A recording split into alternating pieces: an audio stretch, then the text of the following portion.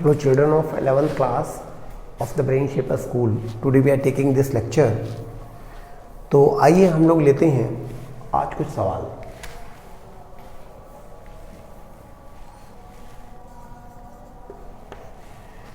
ये मान लेते हैं ग्राउंड है, ये हॉरिजॉन्टल है और ये एकदम चिकना है।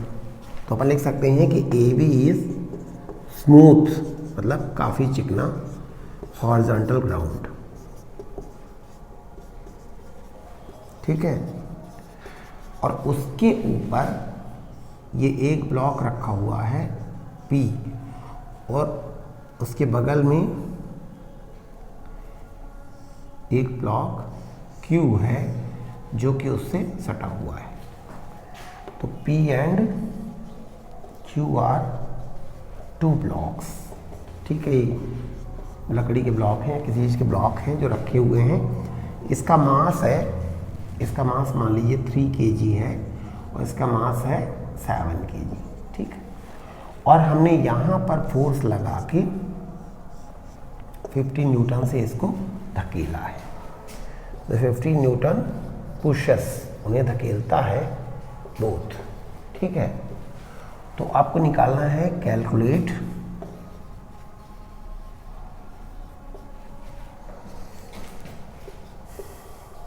Acceleration of the blocks. दोनों ब्लॉक्स का एक्सेलरेशन निकालना है और ये भी निकालना है and the force between the blocks. Blocks के बीच में क्या फोर्स आ रहा है, इस जगह पे क्या फोर्स आ रहा है। मतलब बीच में अगर कोई चींटी फंस जाती तो वो चपी हुई, दबी हुई महसूस करती, तो कितना दबाव आ रहा है उसके ऊपर। तो क्या होगा कि जब हम पुश करेंगे पी ब्लॉक को तो पी ब्लॉक आगे चलेगा तो क्यू को जाके चपाएगा। तो पी ब्लॉक ने जाके क्यू ब्लॉक पर ऐसे फोर्स लगाया और क्यू ब्लॉक ने उसका रिएक्शन किया पी ब्लॉक पर, और दोनों सेम होंगे। और मान लेते हैं कि ये फोर्स स्मॉल एफ है और यही फोर्स निकालना हमको पूछा गया है।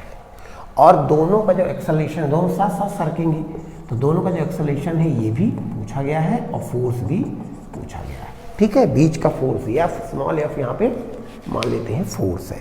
अब आइए इसको सॉल्व करते हैं। तो फॉर होल सिस्टम, आइए देखिए पूरे सिस्टम पे क्या क्या फोर्स लग रहा है। देखिए, कोई भी चीज़ है उसको अर्थ नीचे की ओर खींचती है, जिसे कहते हैं एक्सेलरेशन ड्यू टू ग्रेविटी, और उसकी वैल्यू हम लोग मान लेते हैं कि 10 मीटर पर सेकेंड स्क्वायर होती है। वैसे होती 9.8 है, पर लगभग 10 मानते हैं। तो जान लीजिए कि कोई बॉडी ऐसे मान लीजिए 3 kg की है ना, तो उसको नीचे की ओर मान लीजिए 5 kg की है, तो उसको नीचे की ओर अर्थ उसके सेंटर से खींचेगी mg, और mg का मतलब है 5 × 10 यानी 50 न्यूटन फोर्स से नीचे की ओर खींचती है। तो इसको इसके सेंटर से अर्थ नीचे की ओर खींचेगी 30 न्यूटन से, इसको खींचेगी, इसका सेंटर यहाँ आएगा ना, 70 न्यूटन से नीचे अर्थ खींचेगी दोनों को, जो कि इनका हम वेट भी कह सकते हैं। अब क्या होगा, ये नीचे की ओर 30 न्यूटन से दबाएगा फर्श को और ये 70 से दबाएगा, तो फर्श उठाएगी इसको 30 न्यूटन से और इसको उठाएगी 70 न्यूटन से। ठीक है, तो अब इस पूरे सिस्टम की अगर हम बात करें तो पूरे सिस्टम को अर्थ खींचेगी 100 से नीचे और फर्श उठाएगी 100 से ऊपर, तो ये फोर्स बैलेंस हो गए। अब केवल एक ही फोर्स बचा 50 न्यूटन, तो एक ही फोर्स बचा, तो वो फोर्स अपना काम करेगा। मतलब फोर्स क्या काम करता है, तो force is that external agent which accelerates और टेंड्स टू एक्सेलरेट। तो फोर्स क्या है, इस सिस्टम को एक्सेलरेट करेगा आगे की ओर। तो फोर्स कितना एक्सेलरेशन करेगा, तो सिंपल फॉर्मूला है, force is equal to M A. Force is equal to M A.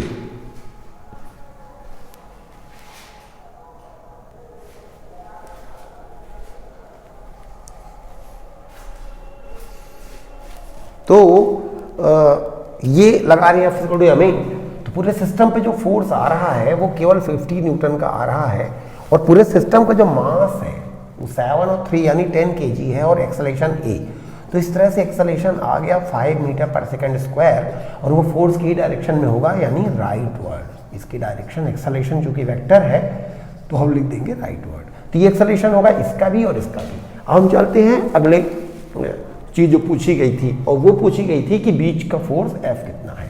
तो बीच के फोर्स को आप कहेंगे कि उसका चर्चा ही नहीं आई। तो जब पूरे सिस्टम की बात करेंगे तो इनके बीच में आपस में क्या हो रहा है उसकी हमें फिक्र करने की आवश्यकता नहीं है, लेकिन हमें आप स्मॉल f की वैल्यू चाहिए, तो अभी हमें केवल सिर्फ एक पे विचार करना पड़ेगा, चाहे केवल ये चाहे ये, ताकि f जो है खुल के बाहर आ जाए। तो उसको हम बोलते हैं फ्री बॉडी डायग्राम। तो हम ले लेते हैं take free body diagram of Q, जैसे Q का ले लेते हैं। तो आइए Q पर विचार करते हैं। ये Q है, इसे अर्थ नीचे की ओर खींच रही है, इसके सेंटर से 70 न्यूटन, ठीक है, और इसे फर्श जो है ऊपर की ओर उठा रही है 70 न्यूटन, और इसे इधर से F पुश कर रहा है, स्मॉल f। देखिए P ने Q को धकेला और फोर्स Q पे आया, और Q ने P को वापस धकेला और फोर्स P पे आया। तो वो फोर्स हम फ्री बॉडी डायग्राम में नहीं दिखाएंगे। Q के फ्री बॉडी डायग्राम में केवल वो फोर्सेस दिखाई जाएंगे जो Q के ऊपर लग रहे हैं, और वे फोर्स नहीं दिखाई जाएंगे जो Q दूसरों पे लगा रहा है।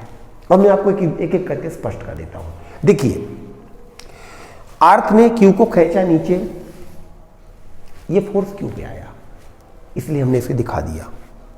इस फोर्स का रिएक्शन भी होगा, Q खींचेगा अर्थ को ऊपर। फिर से सुनिए, अर्थ ने Q को खींचा नीचे एक्शन, तो Q खींचेगा अर्थ को ऊपर रिएक्शन। तो Q को अर्थ ने खींचा नीचे तो Q पे फोर्स आया, हमने दिखाया, और Q खींचेगा अर्थ को ऊपर, फोर्स अर्थ पे आया, हम उसको नहीं दिखाएंगे क्योंकि वो अर्थ पे आया।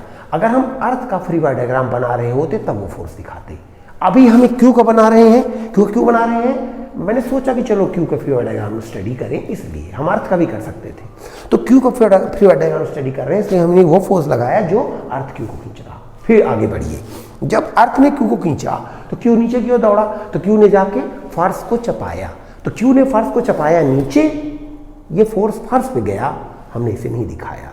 तो फर्श ने Q को उठाया ऊपर, ये फोर्स Q पे गया, मैंने उसे उठा दिखा दिया।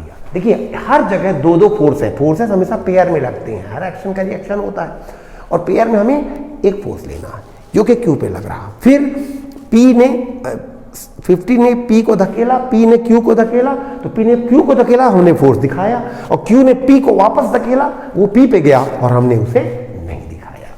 केवल वो फोर्स दिखाए जाएंगे जो Q पे लगेंगे, वो नहीं जो Q लगाएगा दूसरों पे। इस तरह से हम निर्णय कर लेंगे।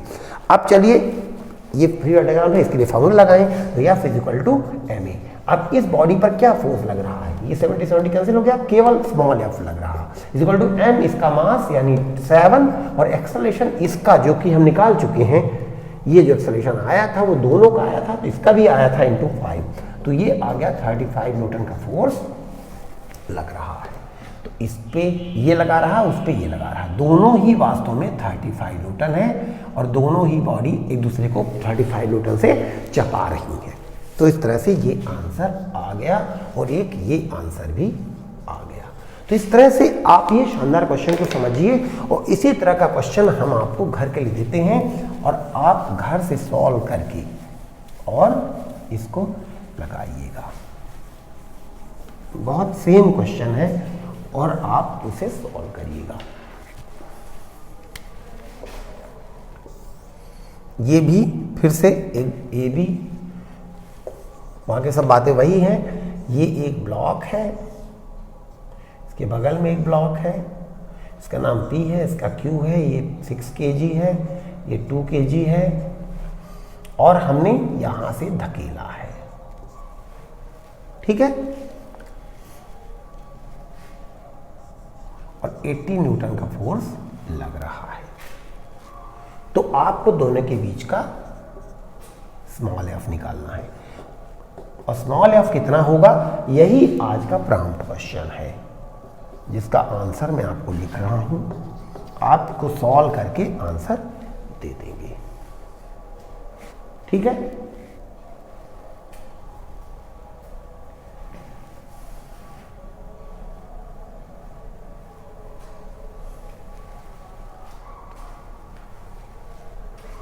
तो ये आंसर है 60 न्यूटन, 25 न्यूटन, 20 न्यूटन और 70 न्यूटन। ठीक, तो जो आंसर सही होगा उसको आप ऑप्शन के रूप में दिखा देंगे। यही आज का primary question. So thank you very much for watching.